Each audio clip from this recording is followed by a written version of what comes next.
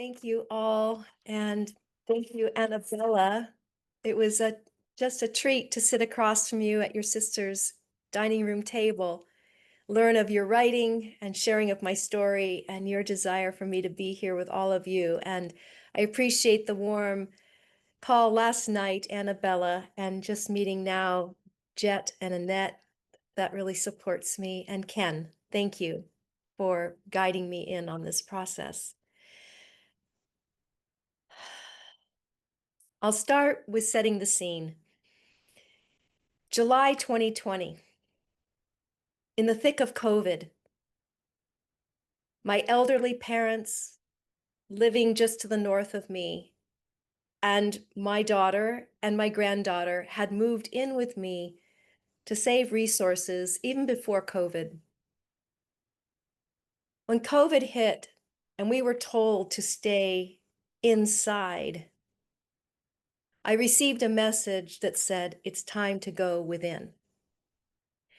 And I doubled down on my meditation practice. Every morning I would sit in my bed.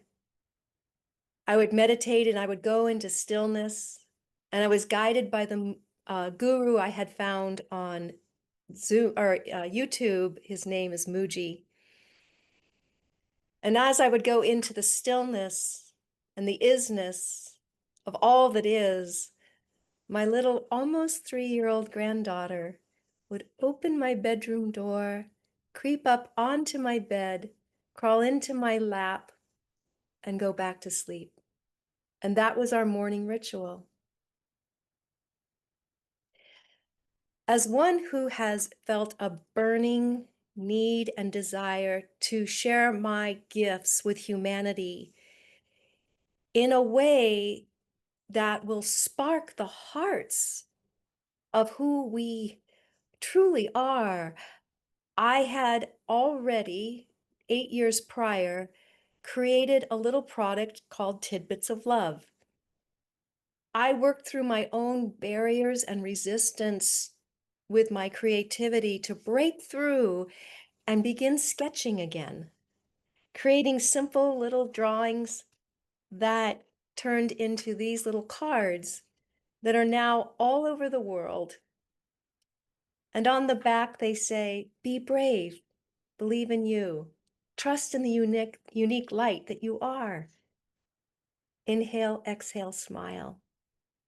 I share this because I feel that my whole life I have been set up to take a gift and maximize it for my growth, yes, but to work through my blocks and then share it with humanity so that they could then in turn have a moment of awakening. Tidbits of love were out in the world being shared. I was also creating the sand art that Annabella referenced. Now, this is done with a rake on the low tide beaches, and I would choose to go place myself below bridges so that during COVID, people could walk over the bridge, look down, see some art being created. I always paired my art with words like, you are loved, inhale, peace. People would walk over the bridge and call down to me, thank you. And there would be big hugs coming from the bridge. I would say, you're welcome, thank you. And there were these beautiful love happenings. It was like, we're going to do this despite we're separated. It was so beautiful. July 3rd. I have to say that my son, Christopher, firefighter and medic, was on the front lines, and that's where he wanted to be. He was transporting COVID patients. He was doing rescues. Christopher had initially gone into the Navy to become a Navy SEAL. He was in the BUDS program when he sustained an injury and his eyesight disqualified him from BUDS. And he left the Navy. He did a pivot and went into fire science, became a firefighter, and he was a medic and a hero. If you met him, he just exuded, I'm on point, I'll get it done. And you felt so safe, loved in his presence. We would only be able to visit him when he would come here and place his hand on the um, sliding glass door, and we would talk through the door because he was being exposed every day. July 3rd, I'm in the kitchen. My phone doesn't ring, but I look at it. It was on silent, and up comes Christopher's picture. Of course, I would know. We had this silent way of communing and connecting. I immediately took his call outside on my patio here, and he was so fired up. He was at Denny's. I could hear the server, "More coffee? Yes, please." And I knew was surrounded by all, the platters of food. He was so excited. He had just gotten off 2 24-hour shifts, and he was going to pick up a third. He said to me, "Mom, I'm waiting for one of the firefighters to get off shift. I'm going to his house. He has so many toys in his backyard, and he's invited me to borrow one of his motorcycles." On that word motorcycle, a concurrent field of energy opened before me. I continued on my call with Christopher as this white orb became present. White, creamy, dimensional, radiating. With curiosity, my left brain leaned in, then my right. Is there a person here? A gender? No. What is this? And then I merged. I merged into a field of love and the brightest, purest light, more expansive and loving, pure love, greater than any human experience. This here feels like a grain smaller than sand. As I was gifted this experience and I moved outward, I realized this is what infinite feels like. And in a moment, I realized, but I am in physical and I am not infinite. And I withdrew. And just as I withdrew, that which was only love coalesced a little bit and leaned toward me. The energy focused purely on me and in a delightful, joyous way expressed, "Just use me. Just use me." And it's like, it's that simple. Just purely utilize me. You are me. We are this. And right upon that invitation, I felt a bolt of beautiful, warm, powerful light come through my back and out my chest. And as I knew that that radiant love was my son, his soul, a wisdom in me greater than I am, said, "He's going." But it resonated and echoed through lifetimes of the woman, the mother I have been. And in each ripple, I felt the perfection of that moving back into that which is as the soul that we are. And I felt it across my back like a warm shawl and blanket of love, still here in form, being reminded once again of this beautiful, beautiful re-entry. The entire experience left. My human self closed and returned to the illusion of separateness.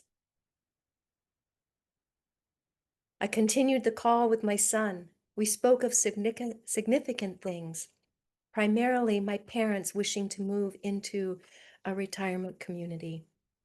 He insisted that he be a part of that process because as a medic, he saw the backside of these places and he knew that they were not always what they appeared to be on the front. We agreed. We closed our call with a lot of love. And I said, honey, I've heard it from others, but I'd like to hear it from you. I understand you're going to continue your training. He said, yes, Mom. I'm going to become a paramedic. I'm going to save lives. That call ended. Later in the day, I heard my daughter talking with him, chatting on the phone. Coming over on 4th of July? Yep. Hey, Mom's got all the materials. You're going to help me sand down and prep that little rocking chair I got for Naya. Yep, we're going to do it together.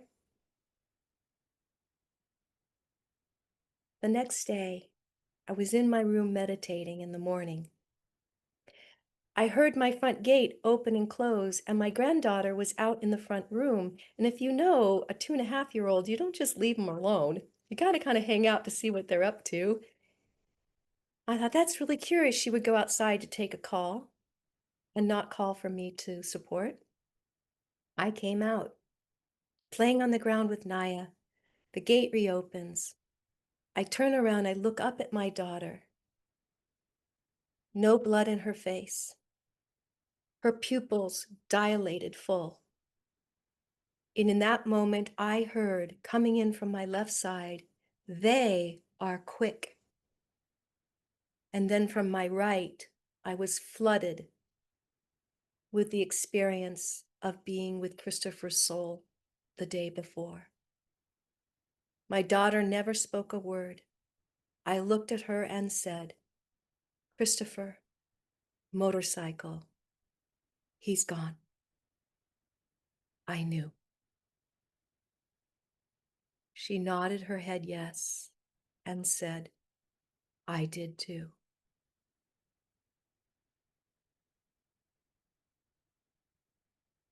She shared with me that Christopher was returning from that early AM shift on the freeway, and a drunk driver caused an accident right before him. He could not avoid it. He collided and instantly returned to spirit.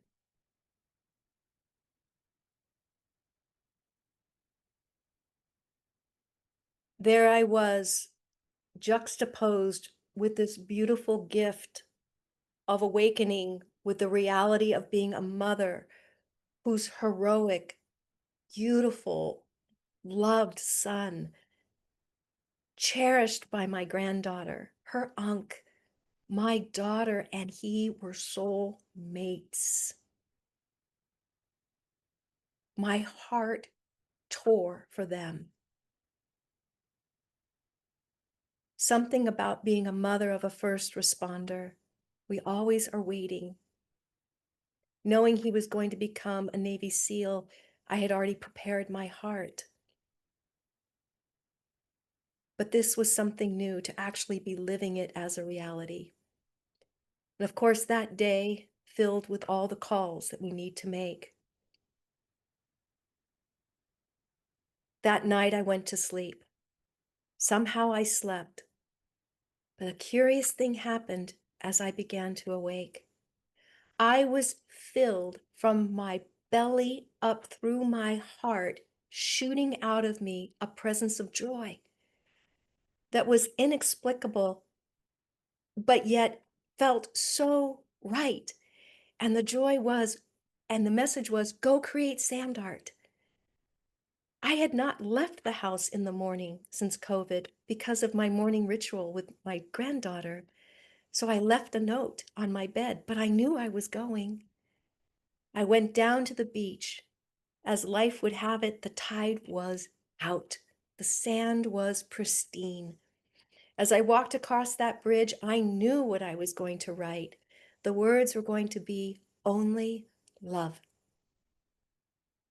I was going to go into this and through this experience with my son, and as an expression of only love.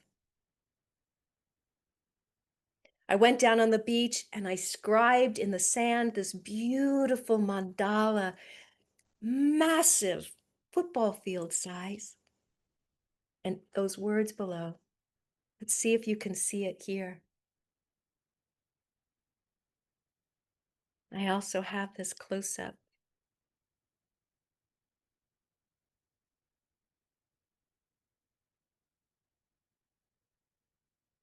I stood down there on the sand, communing with Christopher.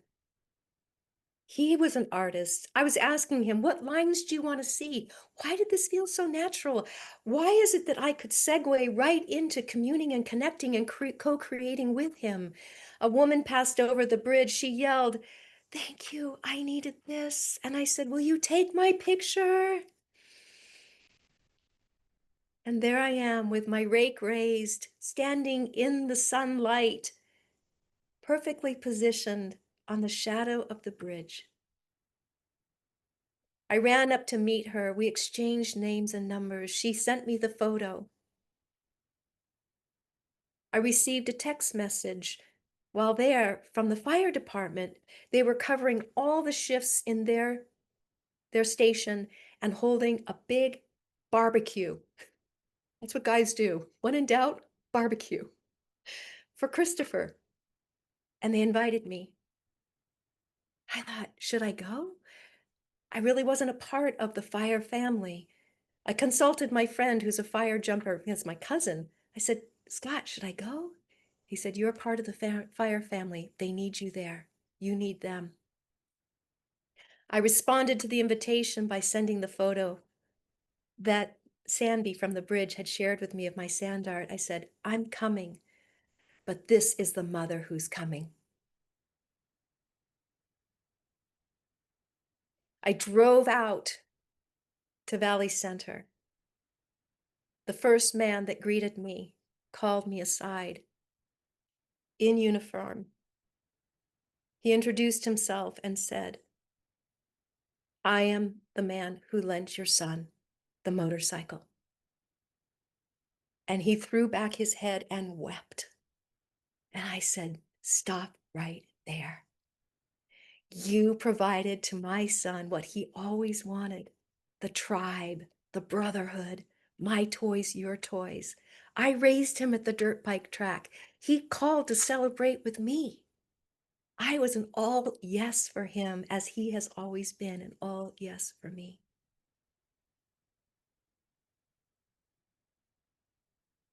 When I returned from the barbecue, my daughter came up to me and said, our little granddaughter, my granddaughter, came up to her and held the sanding block that was intended for the rocking chair. And my daughter said, "It was Christopher through Naya." A few days later, Naya handed my daughter a book and said, "Mama, for you." One of my daughter's own books. When she opened the book, there was a photo of Christopher, herself, and me. Christopher was channeling through Naya. I then entered a 6-month personal retreat. I was offered to go live in a home of my friend, a dear friend, so that my daughter could live here, have space, and I could have my space too. I would go out onto the deck under the stars over the estuary and meditate with Christopher. He would come, I would ask questions. I would begin by doing deep breath work. I would then playfully imagine I was riding the bicycle that he bought me over gravel roads, and he would fly in and hang on to me like he was a cape, or sit in the basket and make me laugh. And then I would ask him questions, so many questions. Biggest one, "Mom, it's okay." I'd say, "But honey, you were going to save lives." And he said, "Tag, you're it." I said, "Then you better show me how. Why did I receive this gift?" He said, "Because you can only share." I got feisty. I said, "I need your help. I am not one that has great vision for my future. It's what rises up and through me from the infinite that I follow." He guided me to lift my phone, to go to a website called Helping Parents Heal. There, a woman was speaking. She was so beautiful, grounded, and loving. She was a hypnotherapist. I asked my friend on a walk that night, a friend who's a doctor who I respect, I said, hypnotherapy, what is it? She said, oh, I have a friend who's got a 30-year practice in Marin County, has helped millions of people. See where he studied. So I did. I found the Hypnotherapy Training Institute. They were having a 1-month intensive. I moved up there. I attended. I came home.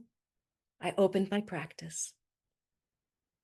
I wished for people to feel their own physiology as they are in the presence of love, whatever it is for them. Higher guidance, higher self, source, loved ones in spirit. And it was happening.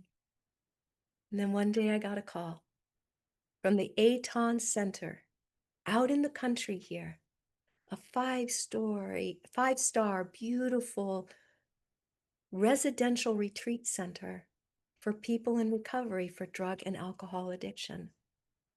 They asked me to come join their team. For over a year now, I have been honored to support doctors and clinicians, psychologists, by working one-on-one with people who are in crisis, who are so vulnerable to receive that which they never even knew existed, and to welcome them home, and to invite them to nurture and establish this as their reality, as what I call the real real. And it was a year ago on 4th of July, Christopher's ascension date, as I stood there in the beauty of where I work, and he came through to me and said, hey, Mom, you're a little slow. You know, you're supporting the very community of people that contributed to my departure. And as that landed in my heart, stillness came over me, the perfection of it. And I wonder, have you too felt that lifting underneath your wings,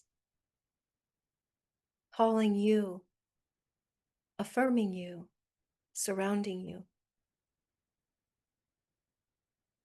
And how is it that we can nurture and encourage that? And I know so many of you are seasoned in this world, to further call in, how am I to be utilized?